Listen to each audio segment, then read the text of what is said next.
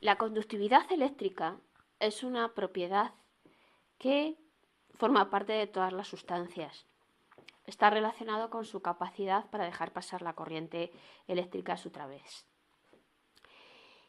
Según la conductividad eléctrica existen dos grandes tipos de elementos: los materiales conductores y los materiales aislantes. Los materiales conductores en su estructura interna tienen cargas libres que permiten esa permeabilidad a la corriente eléctrica, mientras que los materiales aislantes no. Entre unos y otros existen unos materiales, unos elementos muy interesantes, que son los denominados semiconductores, especialmente el silicio y el germanio. Los semiconductores tienen la particularidad de que en determinadas condiciones de excitación energética, por ejemplo, son capaces de conducir la corriente eléctrica. En cambio, en otras situaciones, sin esa pequeña excitación energética, no conducen la corriente eléctrica. Este es el caso del silicio y el germanio que podemos obtener en la naturaleza. Pero, generalmente, se pueden potenciar esta facilidad de conducir introduciendo impurezas en las redes cristalinas del silicio y el germanio, que son capaces de incrementar el número de electrones libres. Si, por ejemplo, introducimos una impureza como puede ser el fósforo, que tiene 5 electrones de valencia en lugar de 4, por lo tanto deja un electrón libre, o tienen defectos de electrones y lo que crean son huecos en la red. Por ejemplo, el boro. Si introducimos boro en una red de silicio, el boro tiene 3 electrones de valencia, por lo tanto tiene deficiencia de un electrón y esto crea un hueco en la red. Este tipo de semiconductores son denominados semiconductores extrínsecos.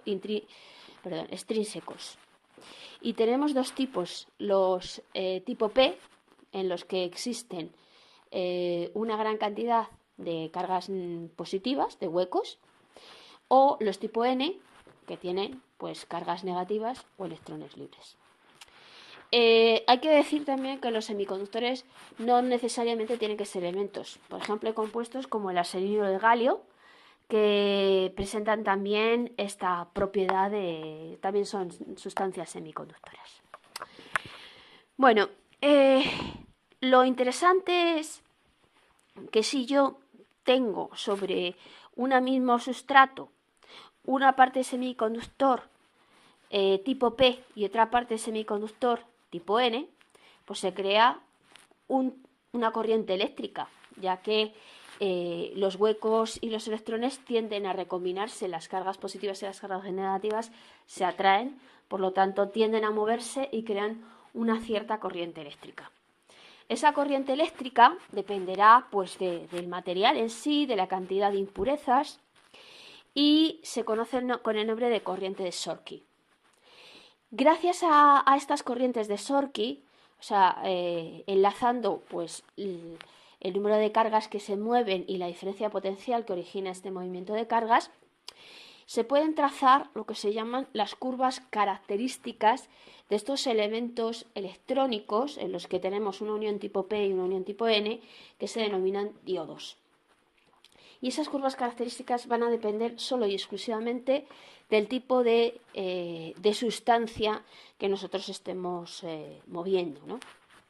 Entonces, los diodos pues los podemos encontrar de varios tipos. Pueden ser varias, pueden ser tipo Zener, pueden ser diodos LED. Y en principio pues podemos ver que, por ejemplo, en un diodo LED tenemos una serie de componentes, de partes como pues la cápsula, ¿no? Pero vemos que, por ejemplo, el componente electrónico, un diodo LED, por ejemplo, tiene dos patillas, una patilla más larga que otra. Esto no es un defecto de fábrica. Esto lo que quiere decir es que la patilla positiva debería conectarse al polo positivo, mientras que la patilla negativa debería conectarse al polo negativo. ¿Por qué? Bueno, volvamos otra vez a tener que tenemos un diodo conectado por la patilla positiva al polo positivo, la patilla negativa al polo negativo. ¿Qué ocurre? En estas condiciones, la corriente de Shorty, esa diferencia potencial y ese movimiento de cargas, debido a que enfrentamos una zona con exceso de cargas positivas y una zona con exceso de cargas negativas, va en la misma dirección que la corriente eléctrica externa. Por lo tanto, de alguna forma, ese flujo de cargas se ve favorecido. Si nosotros aplicásemos la ley de Ohm en un circuito de estas características, pues tendríamos que la diferencia potencial o la fuerza electromotriz de la pila es la suma de las dos diferencias de potenciales, la de las resistencias y la del diodo. Y teniendo en cuenta que en una resistencia el voltaje es intensidad por la resistencia, pues utilizando las matemáticas que nosotros ya conocemos, podemos hallar el voltaje del diodo.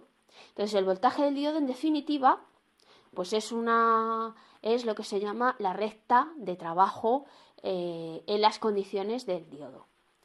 Si la trazamos sobre la característica, hay un punto en común, que es lo que se denomina el punto de trabajo. Y gracias a ese punto de trabajo podemos conocer el voltaje y la intensidad a la que trabaja el diodo. Si hacemos esto mismo, pero conectando el diodo en polarización inversa, vemos por la propia característica de la curva del diodo que la intensidad es cero, es decir, no hay paso de corriente.